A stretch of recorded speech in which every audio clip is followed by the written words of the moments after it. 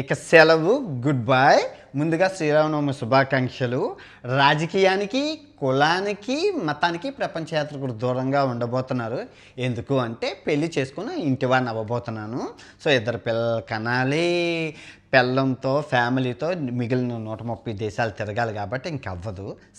ఇంటికాడ నుంచి 6 సంవత్సరాల క్రితం 60,000 బ్యాంక్ బ్యాలెన్స్తోని 50,000 ఫాలోవర్స్తోని ఈ టీషర్ట్ వేసుకొని బయలుదేరాను ప్రపంచం అంతా.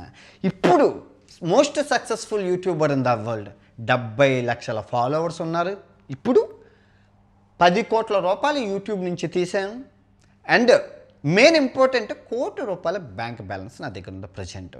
సో మీరిచ్చిన నమ్మకాన్ని, మీరిచ్చిన ఈ ఫేమ్ని నేను ఎక్కడ తాకట్టు పెట్టలేదు. దగ్గర ఒక 30 నుంచి 40 కోట్ల రూపాయల ప్రమోషన్ని ఎరంచేత కాలుతో తన్ని సబ్స్క్రైబర్ల దేవుళ్ళు వాళ్ళతో వ్యాపారం చేయకూడదని చేయలేదు.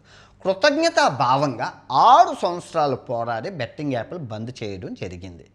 దానికి ఎన్నో ఇబ్బందులు పడ్డాను, మీ అందరూ చూశారు.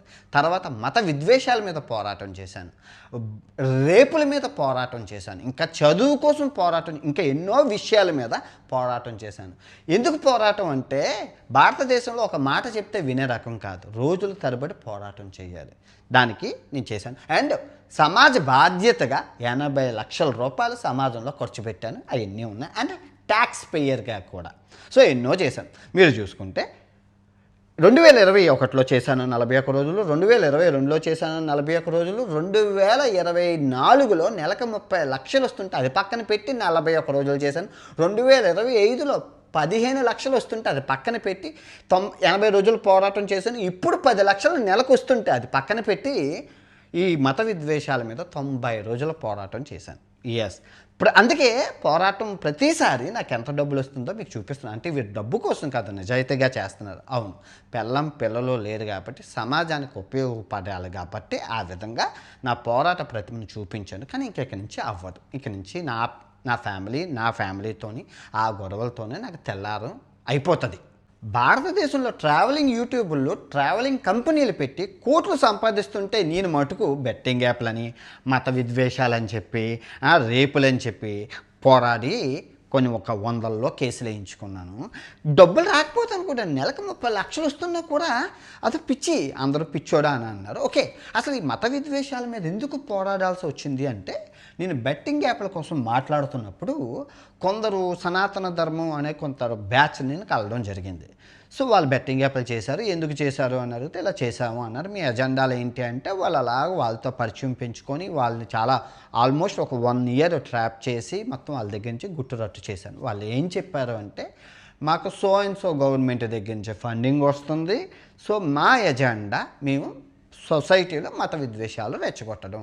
రానున్న 4-5 సంవత్సరాల్లో మేము విపరీతంగా మత విద్వేషాలు రెచ్చగొడతాం.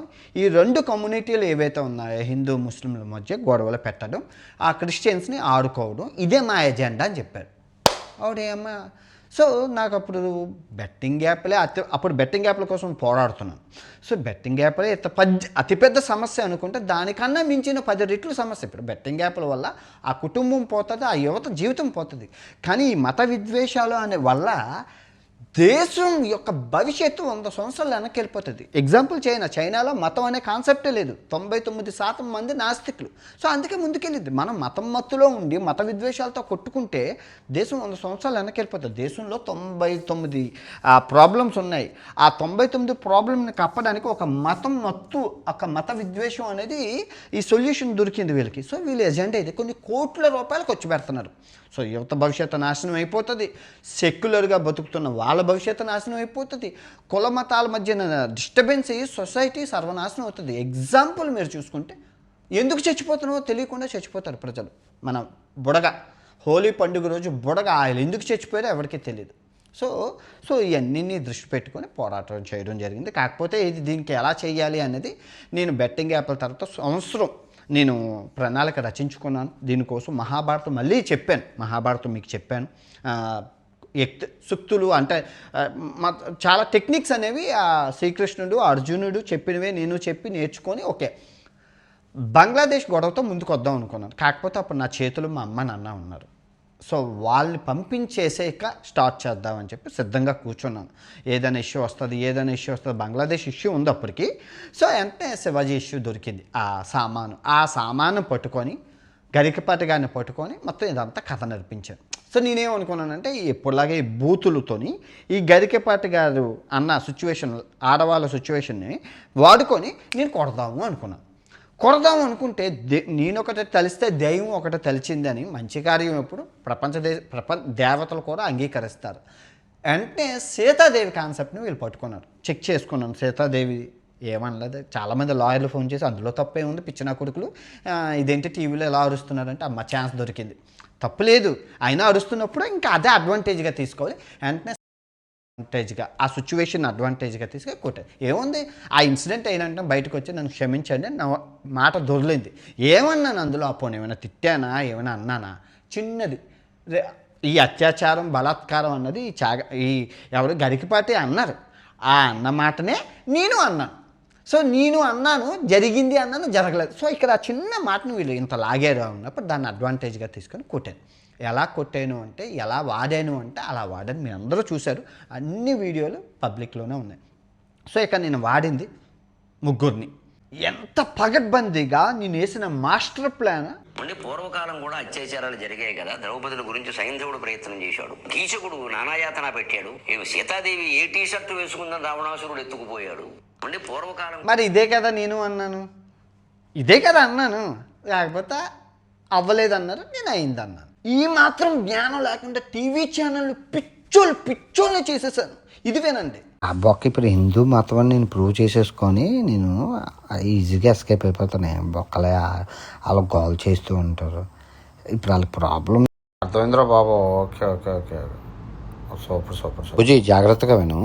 నేను కొందరు కుక్కల్ని తయారు చేసుకొని ఉంచుకున్నాను. చూసారా, ఆ మెసేజే అప్పటికి వీళ్ళందరూ క్రిస్టియన్ అంటున్నారు, ఇంకెందుకని చెప్పి నేనే ఈ వాయిస్ మెసేజ్లన్నీ 90 గబ్బు లేపాలా, గబ్బు సృష్టించాలా, 90 రోజులు ఈ మత విద్వేషాల మీద మాట్లాడాలా. అందుకే మనమే మార్కెట్లో రిలీజ్ చేసి మన స్టఫ్ మనమే ఇచ్చేవాళ్ళం.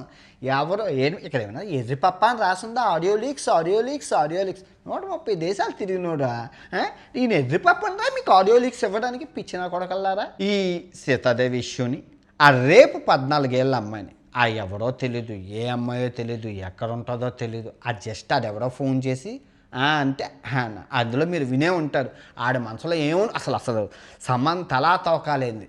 సో దాన్ని అడ్వాంటేజ్, అది కూడా నేను బయటకు వచ్చి అసలు ఈ అమ్మాయి నా చెల్లిరా బాబు, అసలు ఎవరో ఏంటో ఫుల్ వీడియో చూడండి అని చెప్పచ్చు. కానీ నేను అది చెప్పలేదు, ఎందుకంటే నాకు ఏదైనా తర్వాత హేజుడ్. సో ఈయన్ని మీకు తెలిసి ఈడు ఎంత పెద్ద బత్తాయో, ఈడు ఏ గవర్నమెంట్ కోసం పనిచేస్తున్నారో మీ అందరికీ. సో ఈయన వాడని ఇప్పుడు హేజుడ్ అనే ఆ బత్తాయి గారు నా మీద వీడియో చేసేటప్పుడు నేను ఆడి మీద వీడియో చేస్తే అయిపోయిందే. కానీ ఆడికి మెసేజ్ చేసి నువ్వు ఈ వీడియో తీయకపోతే నీకు చుక్కలు బెదిరించాల్సిన అవసరం ఏంటి? కాకపోతే నాకు అక్కడ 90 రోజులు యుద్ధం కావాలి. ఏదో ఒక్కరోజుతో ఇప్పుడు నేను ఏం చేసినా ఈ భారతదేశంలో ఒక మాట చెప్తే ఎవరు వినరు, ప్రజల్లో అవగాహన కల్పించాలి. నేను ఎప్పుడు చేసినా ఏదో చెప్పి ఏదో చేసుకొని శాశ్వతం శూన్యం చేయాలి. మనం ఏదైనా పని చేస్తే అంతఃకరణ శుద్ధితో పనిచేయాలి, అంతేగాని ఏదో నామకావస్థ చేసే రకం కాదు. ఏది చేసినా 40 రోజులు 80 రోజులు ఇప్పుడు 90 రోజులు కూర్చొని జనంలో తీసుకెళ్ళాలి. ఫలితం పక్కన పెట్టే, శ్రీకృష్ణ పరమతో పని చేయి, ఫలితం ఆశించకండి.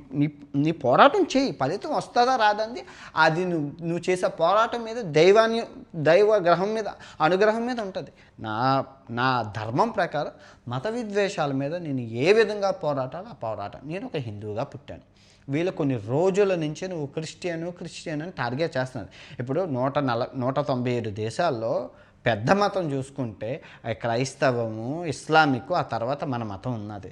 సో ఎక్కడికి వెళ్ళినా గుళ్ళు కన్నా చర్చిలు మసీదులు ఎక్కువ ఉంటాయి. అవి చూపించినప్పుడు ఒక ప్రపంచ యాత్రికుడిగా నా బాధ్యత అవి చూపించినప్పుడు నువ్వు క్రైస్తవుడు అంటే తప్పు. ఇప్పుడు క్రైస్తవ మతం ఏమైనా వీళ్ళు ఎలా పోర్ట్రేట్ చేస్తారంటే మత విద్వేషం రెచ్చగొట్టేవాళ్ళు క్రైస్తవుడిని ముస్లింని బూచిగా సొసైటీలో చూపించి మత విద్వేషాలు రెచ్చగొట్టాలనుకుంటున్నారు. అదేదో పెద్ద బూతులాగా నాకు ఒక సెక్యులర్గా అన్ని మతాలకి రెస్పెక్ట్ ఇవ్వాలని నా మతం, నా హిందూ మతం నాకు నేర్పించింది. సబ్కా మాలిక్ ఏక్ హై అని చిన్నప్పటి నుంచి నేర్పించి, సో ఈ సిద్ధాంతాల వల్ల సొసైటీ డిస్టర్బ్ అవుతుంది, దేశానికి నష్టం జరుగుతుంది. ఎందుకు అంటే వీళ్ళు దేశం అభివృద్ధిలో ఉండేటప్పుడు ఈ మత విద్వేషాలు అనేది వర్కౌట్ అవ్వచ్చు ఓటు బ్యాంక్కి, కానీ దేశంలో 99 బొక్కలు, నీరు, గాలి, ఆహారం, $94 దేశం రోజు రోజుకి షేర్ మార్కెట్ నేల నాకేసి, సాఫ్ట్వేర్ కంపెనీ లేక, ఉద్యోగం లేక ఇన్ని బొక్కలు ఉండేటప్పుడు ఆ బొక్కకు తోడు ఈ మత విద్వేషం అనేది బొక్క కింద తయారయ్యి దేశాన్ని సర్వనాశనం. ఓటు బ్యాంక్ పక్కన పెట్టండి, జీవితాల నాశనం అయిపోయి మీ భవిష్యత్తు గల్లంత అవుతుంది. సో ఆ తర్వాత మీ ఇష్టం. 130 దేశాలు తిరిగిన వాడుగా నేను చెప్తున్నాను, దీని మీద చట్టం తీసుకొస్తే మీ పార్టీలు, మీ భవిష్యత్తులు బాగుంటాయి. చట్టం రాకపోతే ఇది జీవితాంతం పెద్ద మచ్చ అయిపోతుంది. తిరిగి మే 1వ తారీఖున మీకు కలుసుకుంటాను. ఎందుకంటే ఈ 40 రోజులు పెళ్లి పనులు చేసుకోవాలి. పెళ్ళి అంటే మీకు తెలిసిందే, అత్తమామలు, గోల, తర్వాత ప్లానింగు, డబ్బు. ఇది పెళ్ళం పిల్లలతో ప్రపంచం 130 దేశాలు తిరగాలంటే అబ్బో చాలా కష్టమైంది. మీకు ఇప్పుడు ప్రపంచాన్ని ద్వేషించాలి అంటే న్యూస్ ఛానల్ చూడమన్నారు పెద్దలు. క్రిస్టోఫర్ కొలంబస్ ఏమన్నారంటే, ప్రపంచాన్ని ద్వేషించాలంటే న్యూస్ ఛానల్స్ చూడు, అదే ప్రపంచాన్ని ప్రేమించాలంటే ప్రపంచం తిరిగి చూడు అన్నారు. అటువంటి అదృష్టం నాకు మా సబ్స్క్రైబర్లు ఇచ్చారు. కానీ సబ్స్క్రైబర్లకి ఒకరికి సారీ చెప్పాలి. ఎందుకంటే ప్రతిసారి నేను ఏం చేసినా న్యాయం ధర్మంగా చేస్తున్నారు, న్యాయం ధర్మంగా చేస్తా కాక ఈసారి నేను వేసే ప్లాన్కి మీరు నాతో పాటు మీరు కూడా బలయ్యారు. నా సబ్స్క్రైబర్ని పాపం చాలా చివాట్లు పెట్టారు. సో వన్స్ అగైన్ మీ అందరూ నన్ను క్షమించండి. సబ్స్క్రైబర్లైన మీకు మీ చేత్తోనే ప్రపంచ యాత్రికుడు నాన్వేసిన గ్రేట్ వాడు తోపురా అనిపించుకోకపోతే నన్ను చెప్పించుకొని కొట్టండి. ఎందుకు అంటున్నానంటే నేను బూతులు ఆపేశాను, అదే పెద్ద ప్రాబ్లం. బూతులు అనేవి ఉండవు. ఇంకా మతానికి దూరంగా ఉంటున్నాము, రాజకీయానికి దూరంగా ఉంటున్నాము, కులానికి దూరంగా ఉంటున్నాము. ఇంకా దేనికి దగ్గరగా ఉంటాం అంటే ప్రపంచానికి 130 దేశాలకి దగ్గరగా ఉంటున్నాను.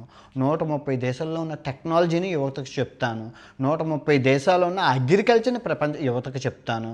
130 దేశాల్లో ఉన్న వింతలు, విశేషాలు, విడ్డూరాలు, వైడూర్యాలని మీకు చెప్తాను. ఇంకా 130 దేశాల్లో ఉన్న ప్రపంచ ప్రకృతిని మీకు చూపించబోతున్నాను. ఇంకా వింతలు చూపించబోతున్నాను.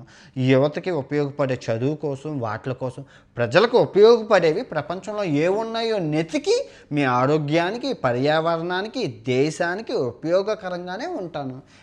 ఇందులో ఎక్కడ తప్పించడానికి భూతద్దం పెట్టినా తప్పు కనబడదు.